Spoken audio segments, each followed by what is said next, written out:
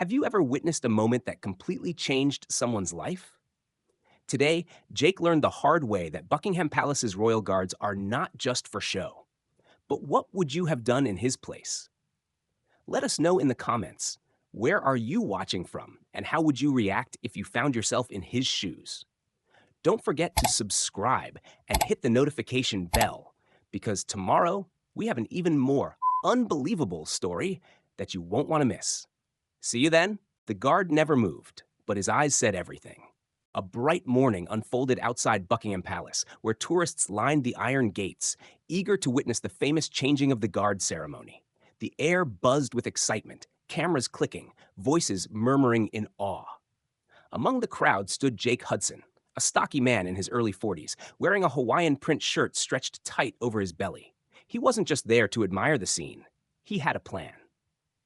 Jake had seen countless videos online of people trying to make the royal guards react, cracking jokes, pulling faces, and even attempting to distract them. He believed it was all a game. They're just standing there like statues, he muttered to his girlfriend, Lisa, who clutched his arm nervously. I bet I can get one to crack.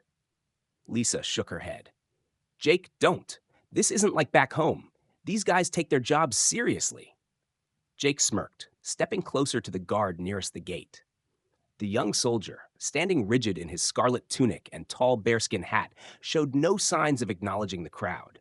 His hands rested firmly on the rifle at his side, eyes locked straight ahead. Jake cleared his throat. Good morning, soldier. Must be nice getting paid to stand around all day, huh? His voice was loud, cutting through the murmurs of nearby tourists. A few turned, their expressions uneasy. The guard remained motionless, his expression unchanging. Jake chuckled, undeterred. Bet you can't even scratch your nose when it itches. That's got to be torture. He took another step forward, now uncomfortably close. Lisa tugged at his arm. Jake, stop it. You're embarrassing yourself. But Jake wasn't done. He waved a hand inches from the guard's face, leaning in slightly. Not even a blink? Come on, man. You got to be human under there. Then something changed. It was subtle, almost imperceptible, but Jake noticed it. The guard adjusted his stance, his boot shifting just half an inch. It wasn't much, but it sent a clear message. A warning. Jake felt a sudden twinge in his gut. This wasn't a joke to them. These men weren't just performers. They were soldiers.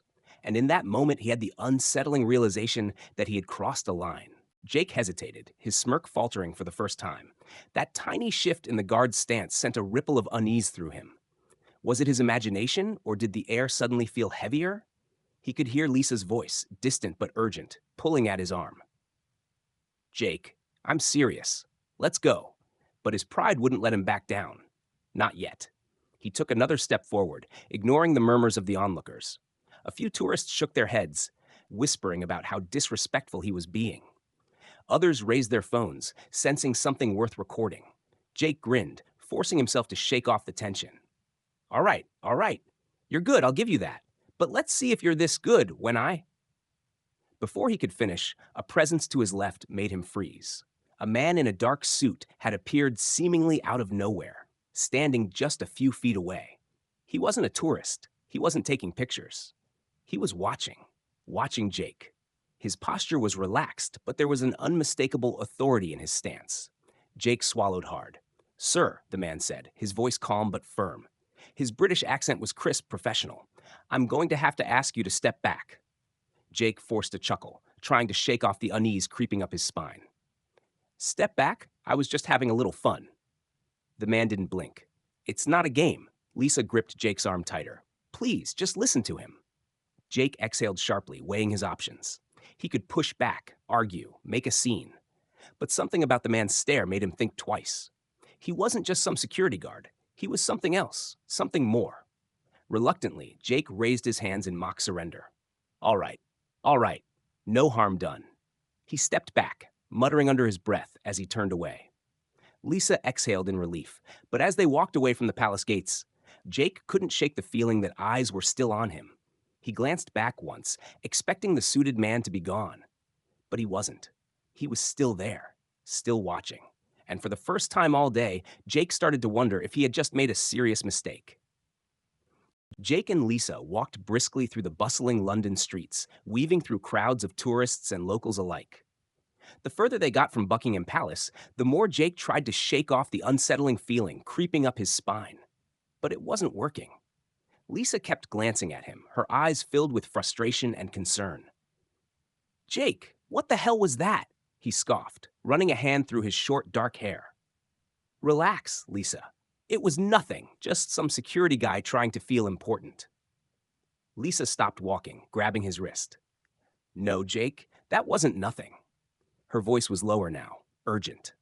That guy, he wasn't just some rent-a-cop. He knew who you were. He was watching you before he even said a word. Jake rolled his eyes but didn't argue. He had felt it too, that strange, heavy stare. And even now, as they stood on a crowded street corner waiting for the light to change, he felt something else, like he was being followed. He glanced over his shoulder, scanning the street behind them. Nothing obvious, just more tourists, a few street vendors, people going about their day. But then, at the edge of the crowd, a man in a dark coat stood completely still. He wasn't looking at his phone, wasn't engaged in conversation. He was just watching. Jake's stomach tightened. Let's go, he muttered, taking Lisa's hand and pulling her across the street the moment the light changed. They walked faster now, past souvenir shops and small cafes. Lisa frowned. Jake, what's wrong? He shook his head, keeping his voice low. I think someone's following us. Lisa's eyes widened, and she instinctively looked back. Are you serious? Don't look, Jake hissed. Just keep walking. Lisa swallowed hard, but did as he said. They turned into a narrow alley between two buildings, a shortcut leading to a busier part of the city. Jake took another quick glance behind him. The man in the dark coat had disappeared. Maybe he was just imagining things. Maybe he was just paranoid. Or maybe a shadow shifted ahead of them. A second figure stepped out from behind a parked car, tall, broad-shouldered, wearing sunglasses despite the overcast sky. Jake's pulse skyrocketed. They weren't imagining things. Someone really was following them. Jake's grip on Lisa's hand tightened as they stepped out of the alley and back onto a crowded street. His heart was pounding, but he forced himself to stay calm. Panicking wouldn't help. Not now. Lisa's breath was shaky. Jake, who the hell are these people? She whispered, eyes darting around. I don't know, he admitted, but I think they know me. They kept walking, trying to blend in with the moving crowd. Jake didn't dare look back, but he could feel it, the heavy presence of someone following close behind. It wasn't just one person anymore. The man from the alley had been joined by another. Lisa spotted a police station sign up ahead. We need to go there, she said. Tell them someone's after us. Jake hesitated.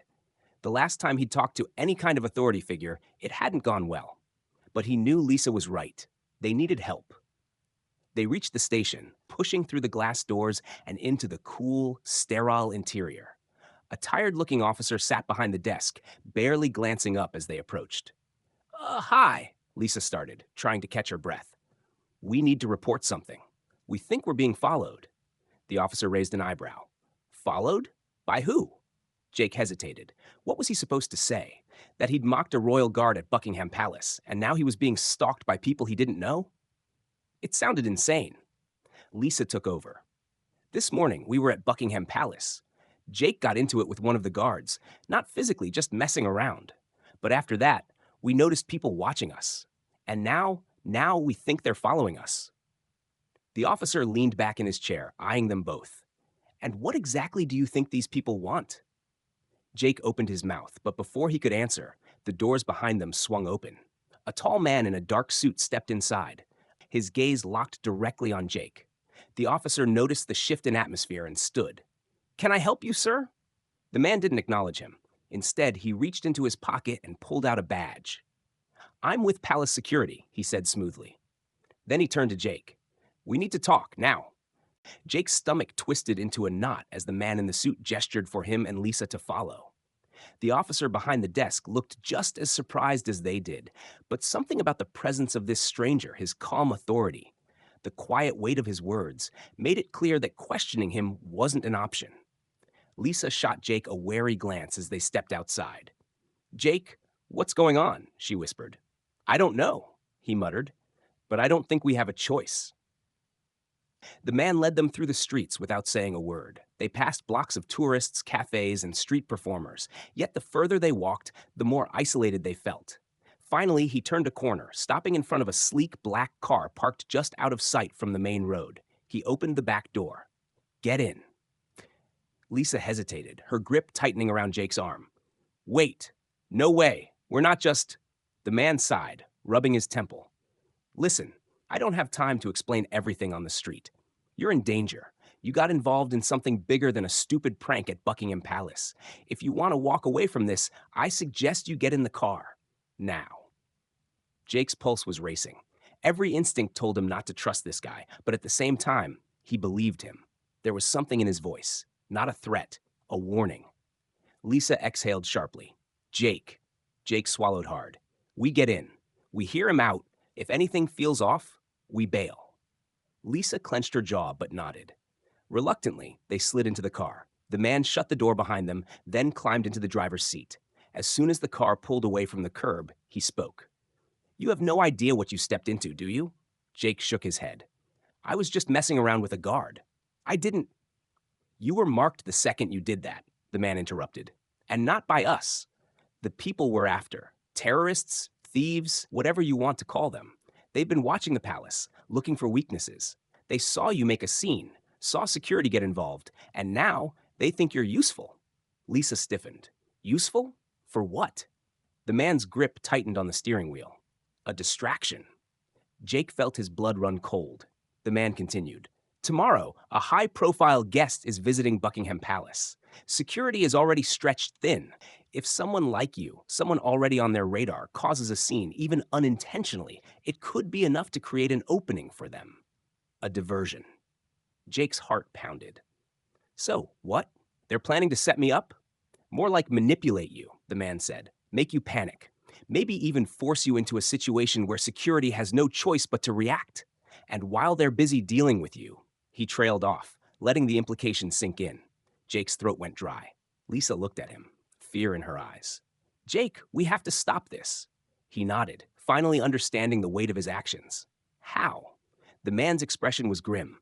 "First, you're going to meet someone. Someone who can make sure this doesn't go the way they want it to."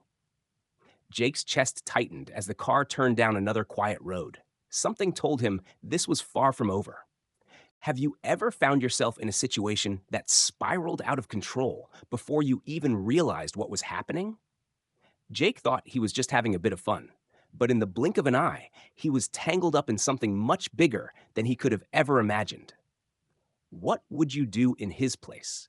Would you have ignored the warning signs? Or would you have acted differently? We'd love to hear your thoughts.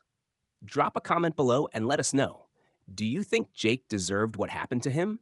Or was he just in the wrong place at the wrong time?